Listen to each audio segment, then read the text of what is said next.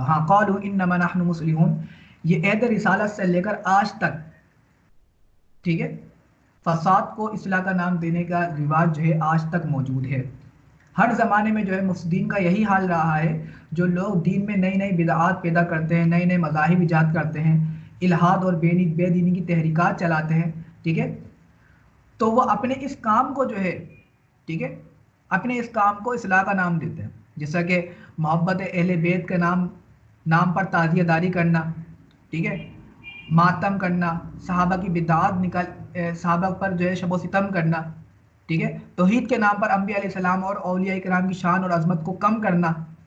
ٹھیک ہے، اسی طرح کی بہت ساری چیزیں جو آپ کی نظر میں ہوں گی اور یہاں پر ہوتی رہی ہیں، ٹھیک ہے، وہ کیا کرتے ہیں، وہ ان سب چیزوں کو جو ہے اصلاح کا نام تو دیتے ہیں، صحیح. کہتے ہیں کہ بھائی جب وَإِذَا قِيلَ لَهُمْ کہ فساد نہ کرو، زمین میں بھی فساد کرنا ہوگی، تم لوگوں کو لڑوا رہے ہو آپس میں،